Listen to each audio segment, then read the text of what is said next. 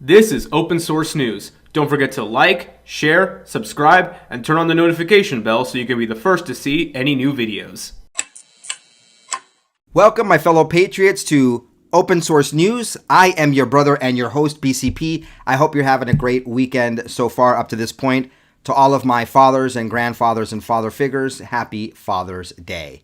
Let's get into the news. This is the Open Source News Weekend Roundup. If you're new around here, this is where we give you news stories for you to be very well informed going into Monday when you go back to probably not school, seeing that we're late June, mid-June, late June, but probably as you're going back to work, or so you can talk to your flatmates, your neighbors, your co-workers, colleagues, etc. You want to be smart and well informed, and we're going to give it to you. And what we do in the weekend roundup is we give you all these news stories like rapid fire, one after the other. If you like this, please give this video a thumbs up and subscribe if you haven't already. Let's start off with this very interesting story having to do with President Trump. Ohio Senate candidate Jane Timken had a section of her website. She is running for office, and this is what it looks like. This is a screenshot. It has endorsements and it has a picture of her and President Trump. That's what it looks like on the website. Here in this tweet, you can see what it looks like when you look at it on a mobile device. Endorsements. Now, if you see this, folks, would you think or assume or make the connection or at least get the idea that perhaps she is being endorsed by President Trump? Well, it turns out that that's not the case. People close to the president are not happy, a Trump aide told Breitbart News. The photograph, which first received public attention from Timken's website on Friday, made it appear as though she was claiming Trump's endorsement, which she does not have. After a number of the other GOP campaigns for the U.S. Senate in Ohio flagged it to Trump and his inner circle on Friday morning, Timken removed the photograph from her website.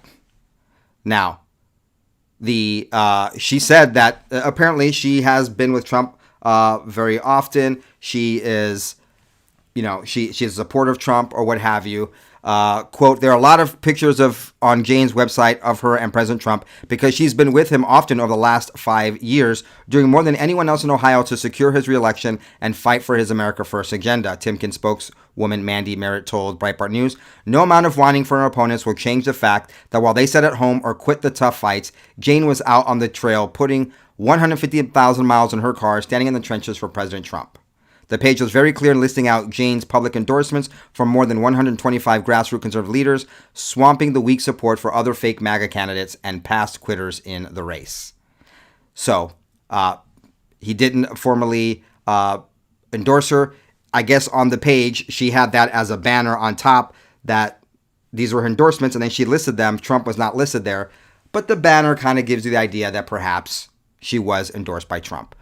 Or perhaps, like me, you would think, or maybe she is a Trump supporter. So, you be the judge of that. What do you think? Put it down below. And now some footage of your tax dollars hard at work, courtesy of DARPA.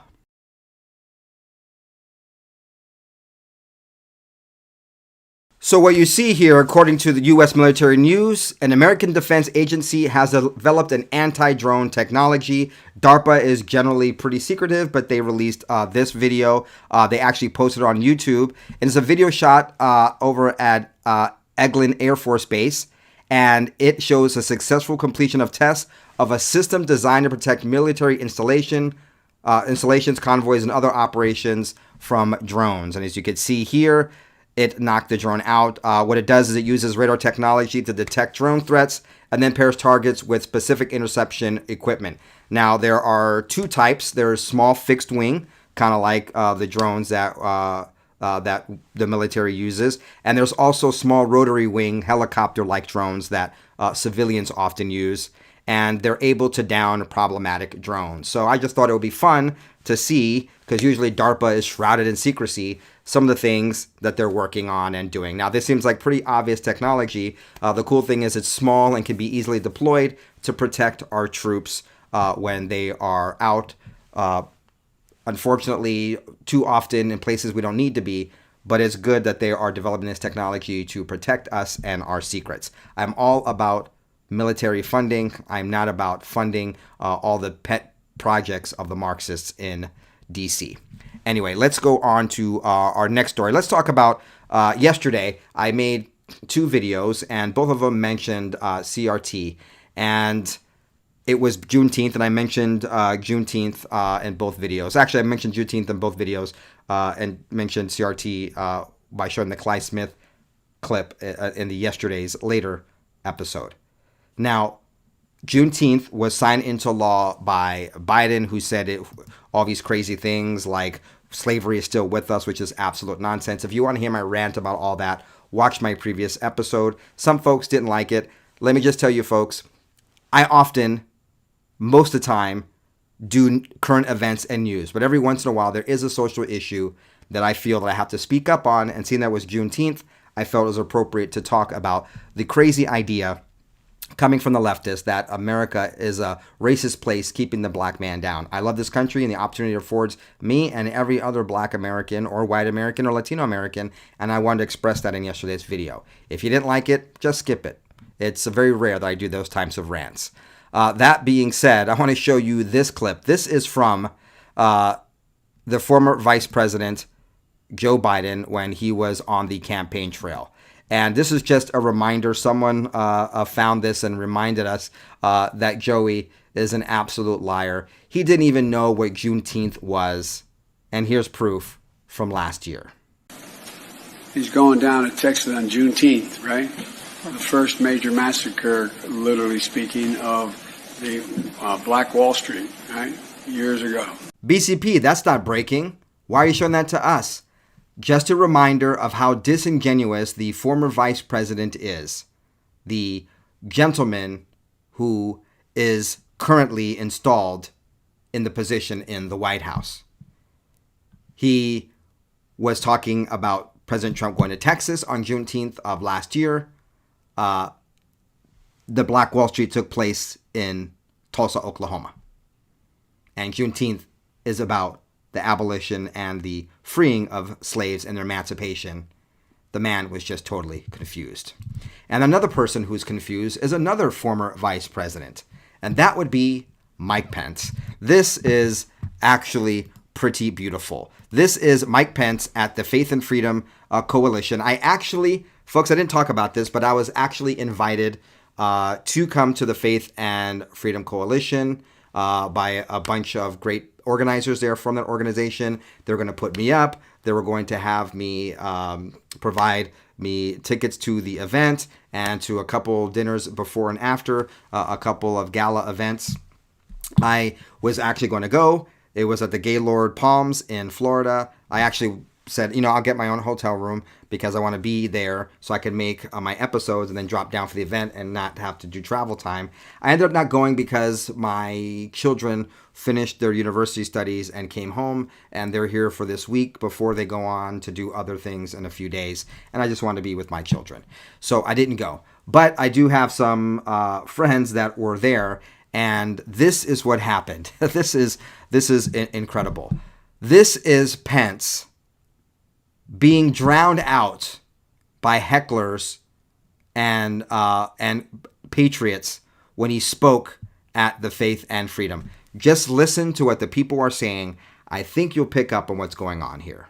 It is great to be back with so many patriots dedicated to faith and freedom and the road to the majority.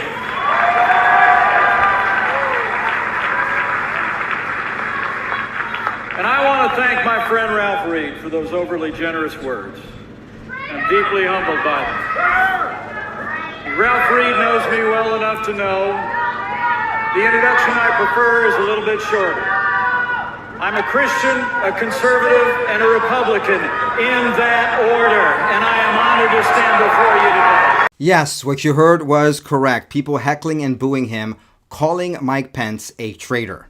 I have very, very strong opinions about this, but I can't share this on this channel.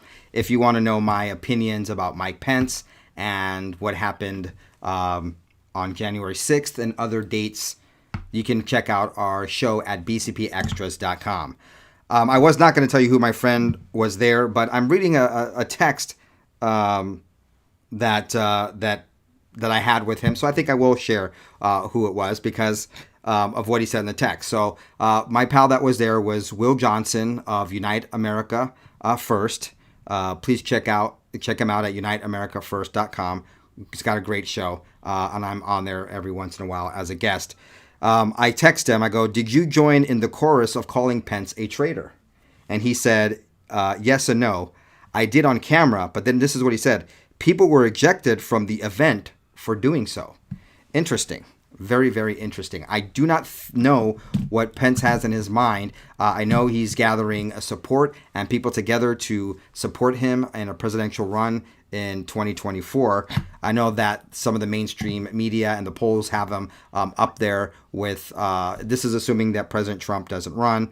Well, I guess he could run against President Trump because he's not going to be picked for his vice president. That I can guarantee you. I do not believe the false polls and press that say that he is up there. He's one of the main people. It's the people that the establishment are trying to push on us. They liked what Pence did, and they would love to have him run in 2024 to dilute from someone who can really win and take on the establishment. So that I thought that was very interesting. Please check out Will Johnson's show. All right, I saw this headline. I thought this was very interesting. This is from my hero, John Solomon, formerly of The Hill, now has his own organization in justthenews.com. Feds accused of seizing $85 million from safe deposit boxes without any legal basis. Now, this is very scary. Hundreds of people storing valuables in safe deposit boxes in Los Angeles may never see their cash, precious metals, and heirlooms again unless a federal judge intervenes in the next week. Several are suing the government for seizing the contents of about 800 boxes as part of a March raid of the storage provider U.S. Private Vaults, which was indicted for conspiracy to sell drugs and launder money. The Institute for Justice is seeking class action status for a May lawsuit by several owners alleging shocking, unconscionable, and unconstitutional behavior by the government. IJ attorney Robert Farmer accused the feds of an $85 million cash grab from people who were not accused of wrongdoing. This is the thing. The civil forfeiture notices do not identify any legal basis, namely the specific offense to justify each forfeiture and thus violate due process rights. The public interest law firm said in an amended complaint filed last week. Box holders thus do not know whether the government is accusing them of drug crimes, money laundering, structuring, or any crime at all. So the crazy thing about this is that the people are not being charged with the crime and things have gone missing. Check this out. The asset list and the seizure notice disclosures, more than a dozen boxes contained more than $1 million each in cash and many more in six figures.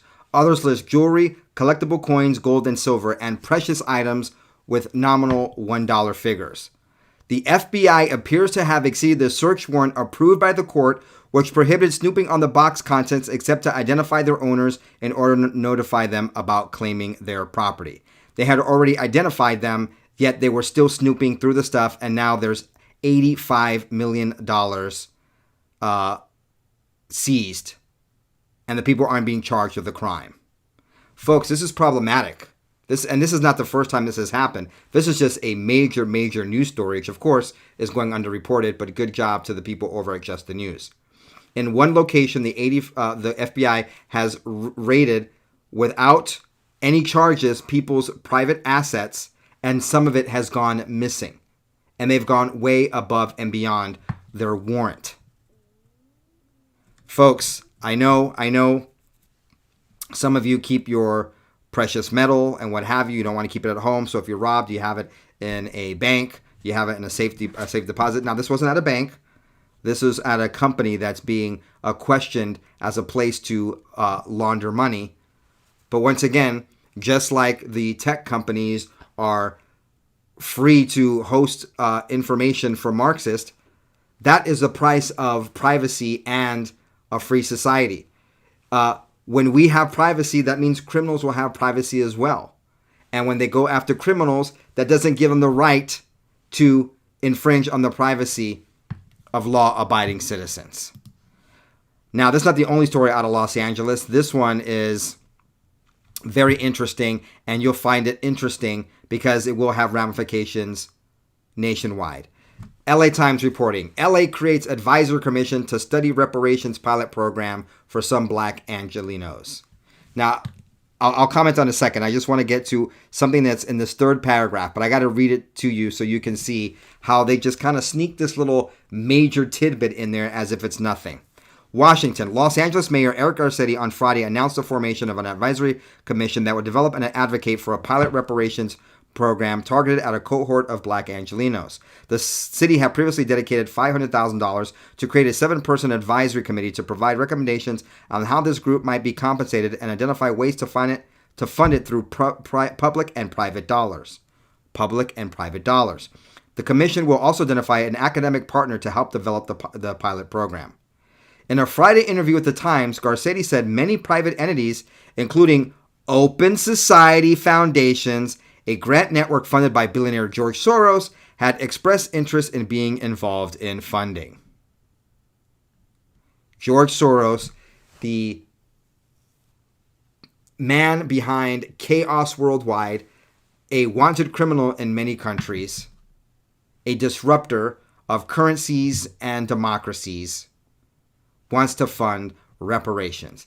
Is it because he has a big heart, or is this a sign of exactly what this is, a control mechanism? Now, I'm not going to comment much on this story. I only mention it to mention what George Soros is up to. But it's really funny to think, let's see, California was never a slave state, so why do we need reparations for Angelenos? Absolute nuttery. This is crazy. Let me show you another story of wokeness and hypocrisy. Again, just the news. They're knocking it out of the park. In a profanity-laced series of tweets, Walter Shaub, who is Obama former ethics chief, sends blistering message about Biden's hiring practices, absolutely skewering them for hiring so many relatives of top White House staffers. This is nuts. Look at these tweets. The Washington Post had tweeted out, although Biden has vowed not to hire his own family, in the first few months of his presidency, at least 5 children of his top aides have secured coveted jobs in the new administration. And this is where Walter Shaub went off. Now, this is a guy that worked in the Obama-Biden administration. Okay? He's the former director of the Office of Government Ethics under the Obama-Biden administration.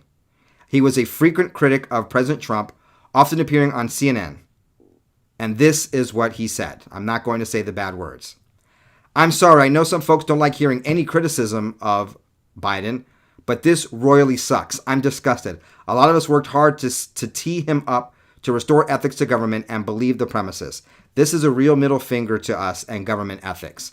Pathetic. The responses from people who spent 4 years complaining the other side was putting party over country are pathetic. They sound just like MAGAs. The jobs went to privileged kiddos with mommies and daddies who cozied up to POTUS. Nepotism is illegal. The Biden administration using their position and their privilege to hook up their kids? Where have we seen this from? Oh yeah, it would be the headliner of this regime. Of course, that would be the former Vice President Joe Biden himself. It's been a year since the defund the police movement rippled across the country. Now, some cities are refunding money to the police departments, putting the money back. The left, the Marxists, the Democrats, the establishment did everything they could to make things difficult for President Trump as they were gearing up for the 2020 elections. Not only did we have to contend with lockdowns and other onerous things that were bad for our economy and our lifestyle because of the plague that came courtesy of China, we also had the divisive politics and the riots and all kinds of mayhem from the BLM types and from the Antifa types, and we had all kinds of stuff. And what was the chant in the middle of this crime wave? To defund the police, which is what happened in many very blue, very Marxist, leftist, Democrat areas. And now that they're seeing the consequences, my goodness, how interesting. Now that Trump is no longer in the Oval Office, they're seeing the error of their ways. Lydia Hu is in New York. How much money are they bringing back to the police in the Big Apple? Hi there, Stuart. New York City is planning to reinstate $92 million for the construction of a new police precinct here. But it follows some other major cities that are also restoring budgets. We're seeing cities like Baltimore, Los Angeles, Oakland, and Minneapolis moving to restore some of those budgets. Baltimore proposing $27 million. Minneapolis returning nearly $6.5 million that's needed to hire new officers. Now, 1 year after the defund the police movements, crime is surging. Preliminary data shows homicides were up last year by nearly 25% nationwide and up by another 24% so far this year, according to estimates. In some places, they are so fed up with this, like in Atlanta, that they actually have very smart ideas on how to deal with this backfire of this crazy woke strategy of defunding the police, which of course hurts people in the inner cities, especially people of color, supposedly the victims of all of this in the first place. Now, residents that are unhappy about this spike in crime are taking action. There's a community in Atlanta that wants to separate from the city to form its own police department to respond. And I know you have coming up here soon a conversation with a business owner from Baltimore. Businesses there are planning to withhold their taxes until the city can better respond, they say. How awesome would that be to not pay your taxes to make government respond? Very, very interesting. All right, folks, I want to end with this last one. I think this last story is very humorous, and it's also a sign of what's really going on. There is this new website. I'm going to show it to you here. It's called 81.m.org. And it's in celebration of the 81 million votes that Joe Biden got, making him the most popular presidential candidate in the history of the United States, if not the world, getting a record 81 million votes for him. At least that's what we're told the number is, which would mean that he's very popular. He got more than the 74 million that we're told that Donald Trump got in November. So someone with 81 million votes, this website is trying to tell you, should be very, very popular, very well liked.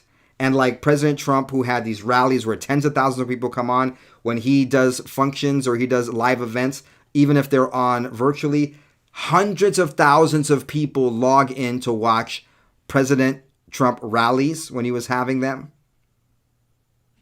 This is what this website is doing. They're tracking the changes made by big tech in hiding what is going on in two things. This is a relatively new website that tracks the popularity of Biden's video channel. One tracks his, they track his White House page. And you can see here in this thing that there's some hanky-panky going on. There's some assistance perhaps by big tech. So here we have the White House on January 20th, 21, the day he took office, press briefing by Press Secretary Jen Psaki. 6 hours after this event, there were 1.8 or 1,800 thumbs up, 10,000 downvotes. And 4 hours later, somehow there's 2.5 or 2,500 upvotes, but a 30% less downvotes. It went from 10,000 to 3.1 thousand. Well, isn't that curious? So that's what this website is doing. I'm just going to show you the first here, the one from yesterday. Only 1,145 views for a weekly conversation on the town site of Solar Project on the White House YouTube channel. And as you see here, the official approval rate is 28 up, 369 down, 7%. But the real one, the real approval rate is 28 up and 498 down. They caught that they have switched numbers in favor of Joey. Let's actually go to the day before when the president was actually speaking and showing on the White House Gov. 81 million vote getting Joe Biden had less than 11,000 people, barely over 10,000 people view this that day. Originally, it showed 274 upvotes, 2,600 downvotes. But the real number that's being tracked here, because the numbers change, was actually 3,700 downvotes to the 274. Wow. I really, really like this math. I wish it would favor all of us. Thanks for being here, my fellow patriots. I hope you enjoyed this week's Weekend Roundup. If you liked it, please give this episode a thumbs up. If you haven't done so yet, hit that subscribe button. Check out our other YouTube channel. You can go at the link down below or go to bcpreport.com to be taken over to our other channel, the BCP Report. We'll have content for you this week there. We had a couple videos for you on Friday. And also check out our off-platform show. It is a daily show Monday through Friday at bcpextras.com. To my fathers and grandfathers, happy Father's Day. We'll reconvene back here tomorrow, Monday. Enjoy the rest of your weekend. Thanks for joining us on Open Source News. Don't forget to like, share, subscribe, and turn on the notifications bell so you don't miss out on any real news.